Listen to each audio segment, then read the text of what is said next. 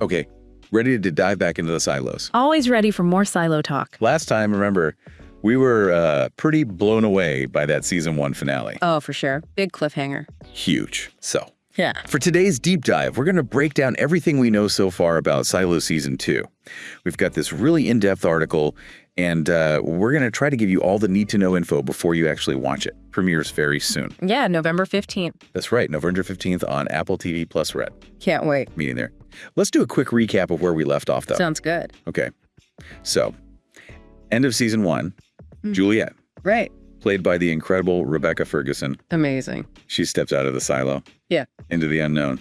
Boom. Mic drop. What did you think when you saw that? Honestly, I think my jaw actually dropped because up until that point, the whole foundation of their society is this belief that the outside world is toxic, right? Deadly. And then there she is walking right out into it. Totally. Yeah. So, like, is she desperate? Does she have some kind of secret knowledge? Yeah, or is it even like, is she choosing to believe? Like choosing faith over what she's always been told. Maybe she's just tired of living in a silo. Who knows? But we're going to find out more pretty soon. Season 2 premieres, as we said, Friday, November 15th on Apple TV Plus. Mark those calendars, everybody. Definitely mark those calendars. And just like the first season, they're doing a weekly release. Yep. So episode 2 drops the following week, November 22nd. Gives us all time to obsess over theories. Right. Like, what is going on out there? I know they had a big panel at Comic-Con. They did, yeah. San Diego Comic-Con. The whole cast was there. The author of the books the show's based on. Cool. Yeah, huge buzz. That's awesome. And from a production standpoint, things are looking pretty consistent. They're filming at Hoddesdon Studios in Hertfordshire, same as season 1. Graham Yost is still the showrunner. Nice. And Morton Tildum, who directed those incredible first 3 episodes of season 1, is back to direct the first 3 of season 2. So visually, I think we can expect more of that. Incredible cinematography. Okay, so let's actually get into some plot details for season 2. The showrunner has teased what he's calling a rebellion gone wrong, Interesting. which picks up right where season 1 left off. So where does that leave Juliet, do you think? Well, if there's a rebellion, it makes you wonder what they're rebelling against. I mean, they already think the outside world is, the enemy. Right.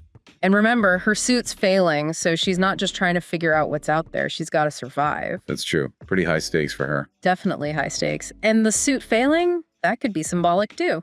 Oh, how so? Like, what if it's not just a technical malfunction? What if it represents, like, a breaking free from the lies she's been told about the outside world? The suit's supposed to be her only protection against this toxic environment. But what if that's not even real? Whoa, okay. I see what you mean. That's a good point. We'll have to see how it plays out. Yeah. And as far as we know, most of the main cast is returning. We got Rebecca Ferguson, obviously, Common, Tim Robbins, Dame Harriet Walter, Chinaza Uche, Avi Nash, and Rick Gomez. Great cast. But no Rashida Jones and no David Oyelowo. Makes sense with what happened to their characters in season 1. Yeah, unfortunately. Sad to see them go. Their absence is going to change things, though. With those key figures gone, there's a power vacuum, right? It'll be interesting to see how that impacts the rebellion and the silo as a whole. For sure. And then we've got a new face joining the cast. Oh, yeah. Steve Zahn. Love him. Yeah, but all we know about his character is his name, Solo. Solo. That's intriguing. Right. I mean, with Steve Zahn's range, he could play anyone, really. That's what I was thinking. Like, is he going to be an ally to Juliet Right. or another obstacle in her path? Is he connected to the rebellion somehow? Or maybe he's just out there, doing his own thing. Solo, Yeah. like the name suggests. Yeah, maybe he's got his own agenda. Ooh, mysterious. I like it. And we can't forget about the time travel element. Oh, right. This show's based on a whole book trilogy. And that second book really digs into the origins of the silos. Focuses on this guy, Congressman Donald Keene. And Keene was, involved in the whole creation of the silos. Right. So if they follow the book, we might see flashbacks woven into the present day story, showing how the silos came to be. I could see that, and that would be really interesting, especially for Juliet, right? Because she's already questioning everything she thought she knew. Absolutely. It could completely change her understanding of everything. Totally. Like, what if she sees how it all started and realizes the whole thing was built on a lie? Ooh, that's a good one. We'll have to wait and see. Exactly. So much to think about. So much. And that whole question of, was it built on a lie? That really gets to the heart of things, doesn't it? Yeah.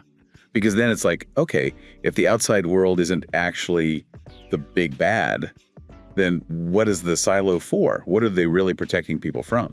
Right. It kind of flips the whole premise on its head. Maybe the real danger isn't out there, but inside the silo itself. Ooh, that's creepy. And thinking about Keen, like, what if he is still alive somehow? Oh, yeah. Pulling strings from the shadows, that would be wild. Totally. It would add a whole new layer of, conspiracy to everything. And it gives the time travel element, way more weight, right? For sure. Because imagine Juliet gets a glimpse into the past and, comes face to face with Keen or someone else from that era. Ooh, that's intense. And what if she learns that the reason for the silos, the whole toxic outside world thing, it was all a lie? Man, that would be a huge shock. A total game changer for her. And for everyone in the silo, really. Right. Because then it's like, what is the silo even for? Who's really in control here? And what are they trying to hide? Exactly. And it makes you think about all the people in charge, are they knowingly perpetuating this lie? Or are they just as much in the dark as everyone else? Good question. Because some of them, maybe they really believe it, right? That the outside is dangerous. Yeah. But then there are others, they have to know something, right? They have to be in on it. Yeah, there's got to be some group, some inner circle who knows the truth. Okay, so thinking about Juliet, right, and this rebellion, she's not the first one to question things. Clearly not, no. Which means that whoever's in charge, they've dealt with this before. Yeah, they know how to squash a rebellion. So how far are they willing to go to maintain control this time?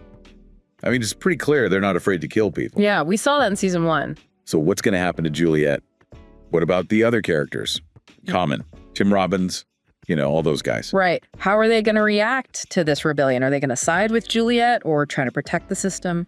Yeah. And what about, what if there are different factions within the rebellion itself? Some who want to stay in the silo and just change things from within, and others who want to escape to the outside no matter what. Ooh, that's interesting, because then you've got conflict within the rebellion as well as conflict with the people in charge. Right. So many layers to this.